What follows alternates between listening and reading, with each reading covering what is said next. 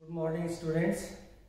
आज हम बात करेंगे सेल टेट्री कंडक्शन ऑफ एनआई या वल्गी चालन, तंत्रिका आवेग का वल्गी चालन। ये जो वल्गी चालन है ये सिर्फ मेडुलेटेड नर्व फाइबर्स में ही पाया जाता है। नॉन मेडुलेटेड जो नर्व फाइबर हैं उनके अंदर सेल टेट्री कंडक्शन नहीं होता है। क्यों? क्योंकि सेल टेट्री कंडक्शन का मतलब है कि कूद कूद कर या उछल उछल कर जो है एनआई पूरे एक्सॉन पर या नर्व फाइबर पर गमन करता है, ट्रांसमिट होता है।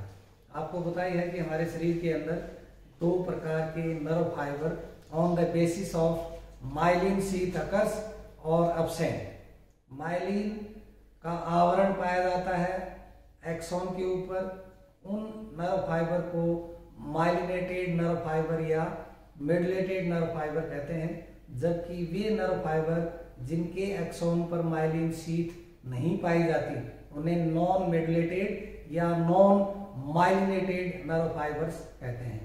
मेडुलेटेड नर्व फाइबर जो है वो हमारे सीएनएस और पीएनएस के अंदर पाए जाने वाले जितने भी नर्व फाइबर्स हैं, जैसे क्रेनियल नर्व्स और स्पाइनल नर्व्स, उनके अंदर मेडुलेटेड नर्व फाइबर पाए जाते हैं।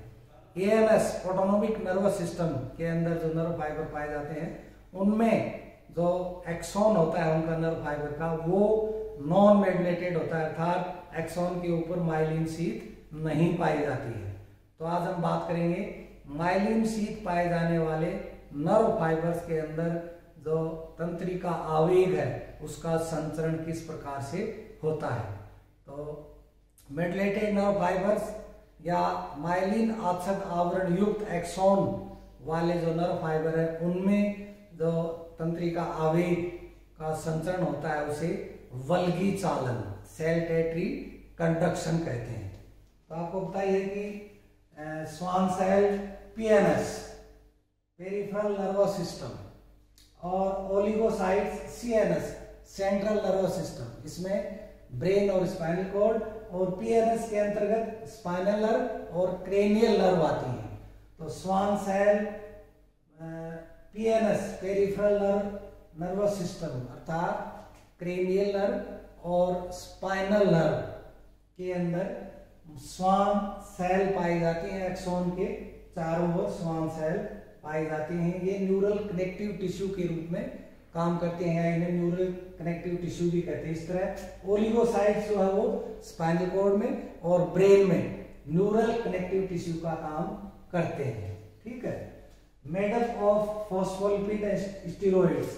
ये जो माइलिन शीथ है ये किसकी बनी होती है? फॉस्फोलिपिड और स्टेरॉइड की, अर्थात फैट्स की, लिपिड्स की बनी होती है, जिसके साथ फॉस्फेट समूह जुड़ा रहता है। एक अगर हम स्पीड की बात करें एनआई की, नर्व इंपल्स की स्पीड ह्यूमन बीइंग के अंदर, तो वो होती है 70 से 120 मीटर पर सेकेंड, अर्थात लगभग 440 किलोमीटर पर आवर की स्पीड होती है। और ये जो स्पीड है 70 से 120 मीटर पर सेकेंड, ये मेडुलेटेड नर्व फाइबर की है, क्योंकि नॉन मेडुलेटेड नर्व फाइबर में एनआई तंत्रिका आवेग की जो गति है वो मेडुलेटेड नर्व फाइबर की अपेक्षा कम होती है। उसका कारण मैं आपको आगे बताऊंगा।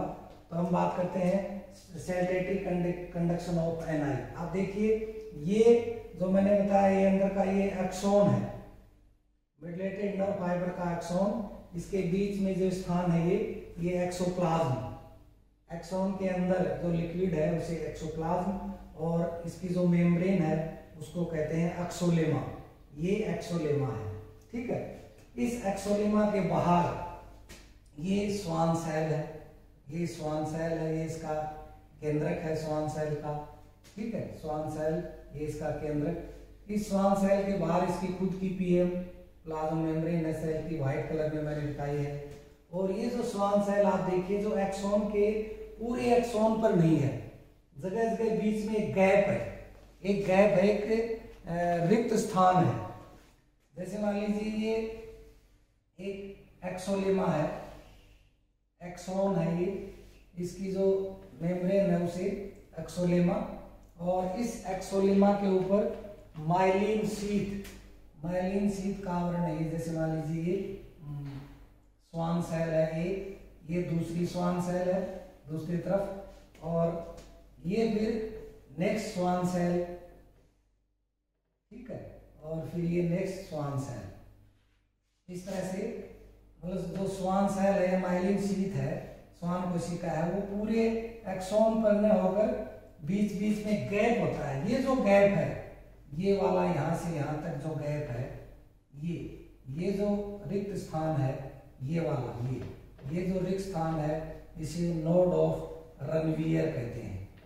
ये नोड ऑफ रनवियर, 1 2 3 ऐसे, ये नोड ऑफ रनवियर, अर्थात जहां पर एक्सोलेमा, एक्सोन की जो एक्सोलेमा है वो बाहरी ईसीएफ के संपर्क में है, एक्स्ट्रा सेलुलर फ्लूइड के संपर्क में है ये एक्सोलेमा, ठीक है, और ये कहलाता है नोड ऑफ रनवियर, नोड ऑफ रनवियर, ठीक है। और ये इंटरनोड, जहां पर माइलिन शीट पाई जाती है वो इंटरनोड।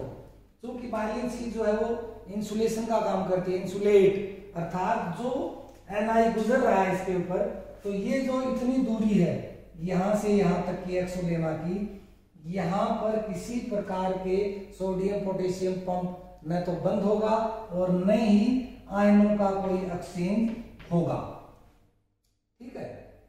इस तरह से हम ये कह सकते हैं कि डीपोलराइजेशन की जो वेव है वो सिर्फ और सिर्फ इस भाग पर ही काम करेगी। डीपोलराइजेशन की वेव यहां से यहां तक इसी भाग पर काम करेगी, इस तरह से यहां तक इसी भाग पर काम करेगी डीपोलराइजेशन की वेव। क्यों? क्योंकि यही भाग, इंटरनोड वाला जो भाग है एक्सोलेमा का, वो ईसीएफ के संपर्क में है, एक्स्ट्रा सेलुलर फ्लूइड के संपर्क में है।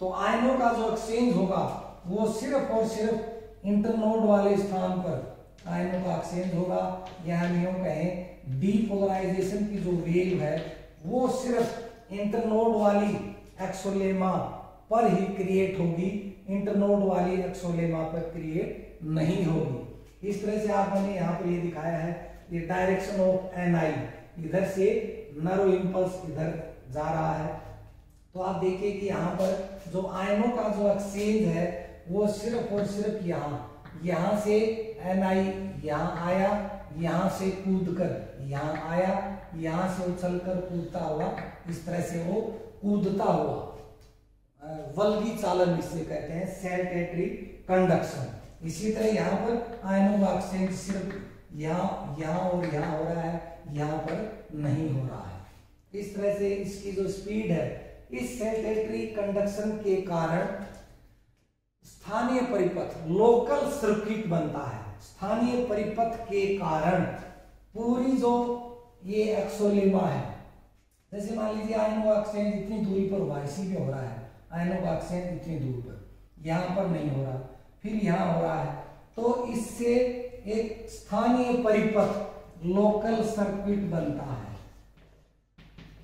लोकल सर्किट बनता है। और इस स्थानीय परिपथ के कारण पूरी जो एक्सोलेमा है वो डीपोलराइज हो जाती है, पूरी जो एक्सोलेमा है वो डीपोलराइज हो जाती है। आप देखिए, चूंकि सिर्फ जो डीपोलराइजेशन की जो वेव है वो इंटरनोड वाले स्थान को ही प्रभावित करती है, नोड ऑफ रनवियर वाले स्थान को ही प्रभावित करती है, इंटरनोड वाले स्थानों को नहीं प्रभावित करती। फिर भी स्थानीय परिपथ बनने के कारण पूरी जो एक्सोलेमा है वो डीपोलराइज हो जाती है, अर्थात उसके अंदर तो एनआई की जो स्पीड है वो तीव्र हो जाती है। उसका कारण सिर्फ नोड ऑफ रनवियर पर ही डीपोलराइजेशन की वेव का सक्रिय होना।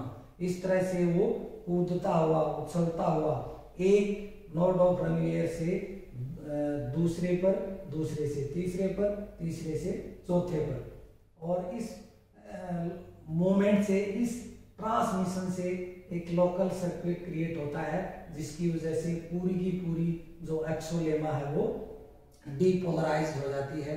क्योंकि ये जो माइलिन शीट है ये इंसुलेशन का काम करती है, इंसुलेटर का, अर्थात रेजिस्टेंट जो एनआई है उसका विरोध करती है, किस स्थान पर, जहां पर ये माइलिन शीथ है।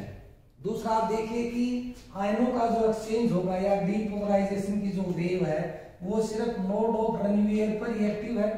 तो आयनों का जो ईसीएफ से अंदर आना और एक्सोप्लाज्म से बाहर जाना, ये सिर्फ एक बहुत छोटी दूरी, एक्सोलेमा की जो दूरी है उस पर ही होगा, इतने पूरी पर नहीं होगा। जिससे क्या होगा, एनर्जी कम खपत होगी, ऊर्जा की बचत होगी, ठीक है। और लोकल सर्किट के बनने से, क्रिएट होने से, बिना यहाँ पर आयनों के एक्सचेंज होने से, यहाँ आयनों का एक्सचेंज भी नहीं हो रहा, फिर भी लोकल सर्किट के कारण एक स्थानीय परिपथ क्रिएट होता है, जिससे पूरी जो एक्सोलेमा है वो डीपोलराइज्ड हो जाती है। इस तरह से पीएनएस, पेरिफेरल नर्वस सिस्टम, और CNS, central nervous system. Central nervous system में ब्रेन और स्पाइनल कॉर्ड आते हैं, और पीएनएस के अंदर क्रेनियल नर्व अर्थात ब्रेन से निकलने वाली नर्व्स, और स्पाइनल नर्व्स अर्थात स्पाइनल कॉर्ड से निकलने वाली नर्व्स। तो इन नर्व फाइबर्स के अंदर सेल्टेटरी कंडक्शन होता है। क्यों? क्योंकि ये माइलिनेटेड होते हैं, माइलिन का आवरण पाया जाता है, माइलिन शीट पाई जाती है, मेडुलेटेड होते हैं, इसलिए इनके अंदर जो स्पीड है, speed of transmission of NI, वो नॉन मेडुलेटेड नर्व फाइबर की अपेक्षा अधिक होती है, तीव्र होती है, और वो लगभग 70 से 120 मीटर पर सेकेंड या यूं कहें 440 किलोमीटर पर आवर होती है। जैसे ही एनआई एक मान लीजिए नोड ऑफ रनवे पर यहाँ पहुंचा, यहाँ पर पहुंचते ही दूसरे पर पहुंचेगा, उससे पहले ये जो माइलिन शीथ वाला जो भाग है एक्सोलेमा का, ये भी डीपोलराइज्ड हो जाएगा। क्यों होगा? स्थानीय परिपथ का क्रिएशन हो रहा है, ठीक है, स्थानीय परिपथ क्रिएट हो रहा है, और इसमें चूंकि सिर्फ नोड ऑफ रनवियर पर ही आयनों का एक्सचेंज होता है, इसलिए ऊर्जा की आवश्यकता कम होती है, एटीपी की खपत जो है वो कम होती है, जबकि स्पीड जो है वो एनआई की अधिक होती है। इस तरह से saltatory conduction of NI in medullated nerve fibres का जो ये टॉपिक है आपका ये कंप्लीट होता है। नेक्स्ट टॉपिक पर हम बात करेंगे सिनेप्टिक ट्रांसमिशन।